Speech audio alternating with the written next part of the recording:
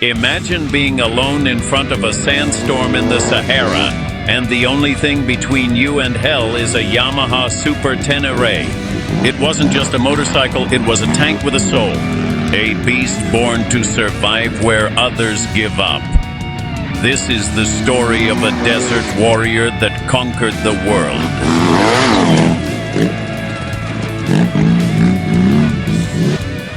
It was the glorious 1980s, that era when the Paris-Dakar wasn't just a race, it was a brutal test of survival for motorcycles, riders, and even the human spirit. While the European brands were playing to see who could last the longest in the desert's hell, Yamaha watched from Japan and thought, we're not just going to participate, we're going to dominate. Inspired by the resounding success of the XT600's Tenere, a single-cylinder bike that had earned its place in the sand through reliability and endless fuel tanks, Yamaha decided to take the next logical step. More cylinders, more power, more Dakar. Thus, in 1989, the XTZ750 Super Ténéré was born, and it wasn't here to play around. It was a trail bike on steroids. Parallel twin-cylinder, liquid-cooled, 749 cubic centimeters, 70 horsepower, chain transmission, and a double-cradle steel frame designed to withstand beatings in Africa and in the apocalypse. It came with dual front discs, something that at the time was more fitting for superbikes than for a desert motorcycle, and a long-travel suspension that could swallow rocks, sand, and even elephants if you happened to run into one. The tank, of course, held 26 liters, because this wasn't a bike for running errands. It was a machine designed to cross the entire African continent without stopping, not even to say hello. The design was aggressive, with a tall fairing, windshield, dual headlights, and colors that screamed, "I was raised in the Dakar." But be careful, it wasn't just built for racing. Yamaha also had the civilian market in mind. Those who dreamed of escaping to Morocco on the weekends, or simply showing off a true Dakar bike parked at their doorstep. The Super Ténéré was just as capable on a dune as it was on the highway. This bike wasn't just designed to cross Africa. It was made to dominate it, conquer it, and leave its mark in the sand like a Japanese beast thirsty for adventure. Between 1991 and 1993, Yamaha did just that. They won the Dakar Rally 3 years in a row with the Super Ténéré, modified for competition. It wasn't the street version, but it shared the same essence. Twin-cylinder engine, giant fuel tank, unbreakable reliability, and that attitude of I can cross the planet while you barely make it across your neighborhood. The victors were Jean-Claude Olivier and his team, who achieved glory with the XZ750T in 1991.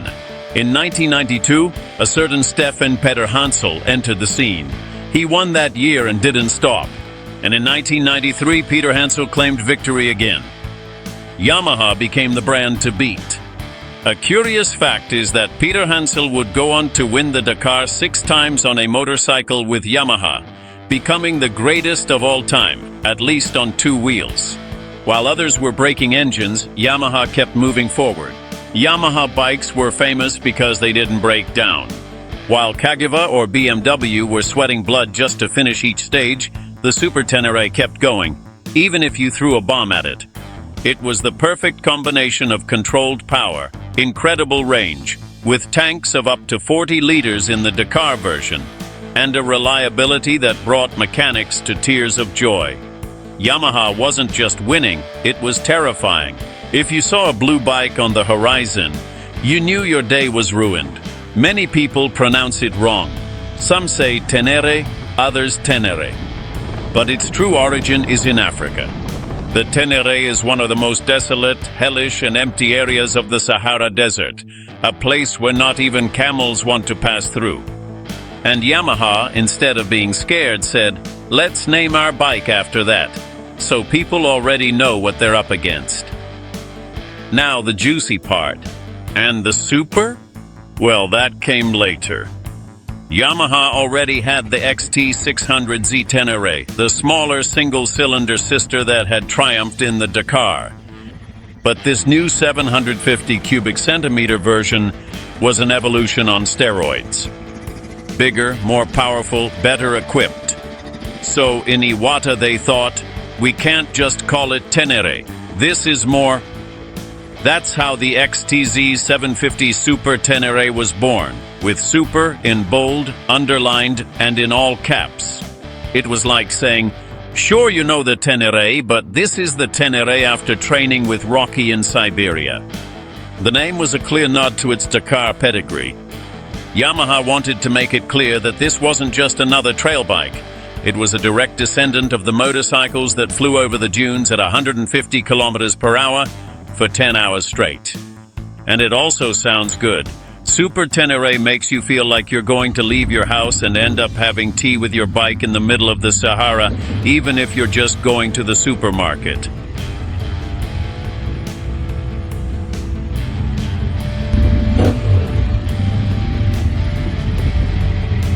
While BMW was releasing its R100 GS, a robust, serious bike with that German look of, I'll take you to the ends of the earth but with order and method, Yamaha didn't sit still. From Japan, they launched their counterattack, the XTZ750 Super Ténéré. A bike that asked neither for permission nor forgiveness. Lighter, more accessible, and with a spirit that didn't smell of Alpenstrudel, but of hot sand and boiling oil in the desert. The R100 GS was the result of steady evolution. A bike with an air-cooled boxer engine, shaft drive, paralever suspension. Very technical, very engineered. Ideal for a German rider with GPS, compass, and a travel plan in a plastic folder. But Yamaha had a different plan. What if we make a bike that can handle the same but invites you to break the rules? An adventure bike that doesn't think about highways but about dunes and crossing Africa without batting an eye? That's how they settled on the Super Ténéré with a 749cc inline-twin engine, liquid cooling, dual front disc brakes, long travel suspension, and a 26-liter tank that screamed at you, full tank, empty soul, let's go find it in the desert.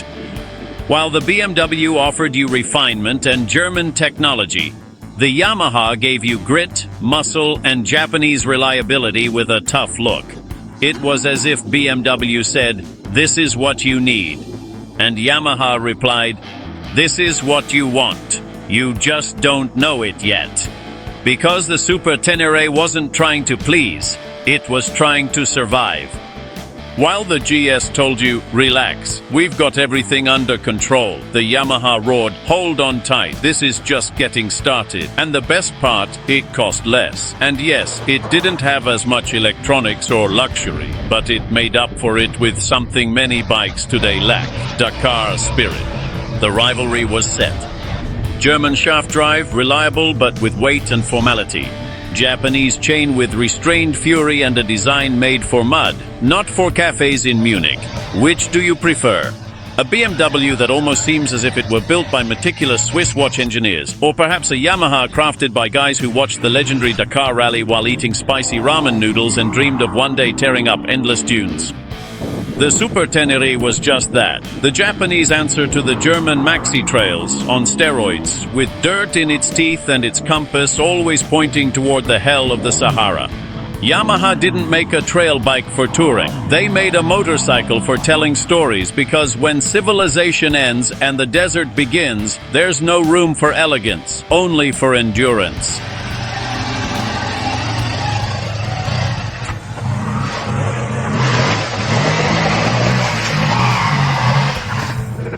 Years went by. The Dakar moved to another continent. Motorcycles started filling up with sensors, TFT screens, riding modes, Bluetooth connectivity, and many thought Yamaha had thrown in the towel, that the legend of the Super Ténéré had been buried beneath the sands of the past. But no, brother. In 2010, Yamaha came back in full force. They launched the XT1200Z Super Ténéré. And it wasn't a tribute, it wasn't a nostalgic reissue, it was a direct declaration of war against the BMW R1200 GS, which dominated the adventure bike world as if it were its own backyard. You want a GS? Are you sure? Because Yamaha brings you a beast with 1,099 cubic centimeters, a parallel twin engine, shaft drive, traction control, ABS, and a ruggedness that makes you want to drop everything and cross Africa in flip-flops. Yamaha got serious. New engine, Japanese reliability to the point where you forget about the mechanic, just the right amount of electronics, only what's necessary, no frills, and that angular, solid design with the look of a post-apocalyptic war tank. While BMW was selling you marketing, Yamaha was selling you confidence. No dynamic, pro, ultra, adventure, or sport modes here. Here it was, do you want to cross the desert or not? The XT1200Z came ready for anything. Reinforced shaft drive, suspension designed to handle heavy loads without complaint, ergonomics made for endless journeys, and an engine that didn't blow up or put on a show, but pushed like a Japanese buffalo and wouldn't leave you stranded, not even on Mars. While many worried about design or electronics, Yamaha created a bike that could cross the Sahara without batting an eye. And it was cheaper than the GS. Sure, maybe it didn't have Bavarian glamour or as many gadgets, but real travelers, the ones who cross continents and sleep in tents, those people started looking at Yamaha again. Because the Super Ténéré isn't after likes, it doesn't show off on Instagram, nor does it park at hipster cafes. It gets loaded with jerry cans, saddlebags full of dirt, and old-school folded maps. Yamaha designed it for that, a bike made to seek out horizons, not Wi-Fi.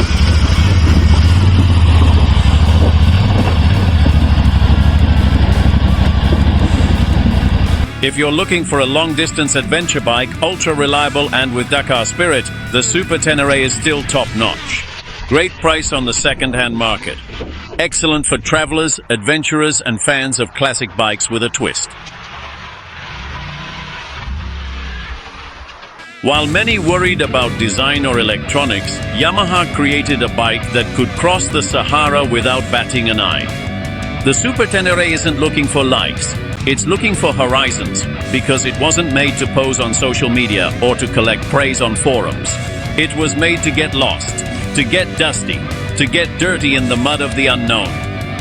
It's a bike that asks for paper maps, not apps, that prefers the roar of the engine to the beep of a sensor, that doesn't tell you where to go. It lets you choose your own path, even if it's full of rocks, sand, or silence.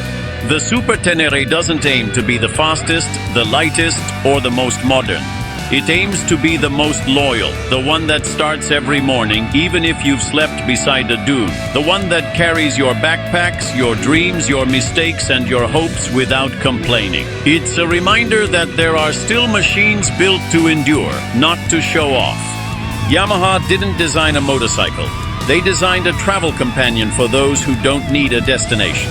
Because while the world spins in search of digital validation, there's a bike out there, dust on its plastics and an adventurous look in its eyes, waiting for someone to say, let's go, anywhere but let's go.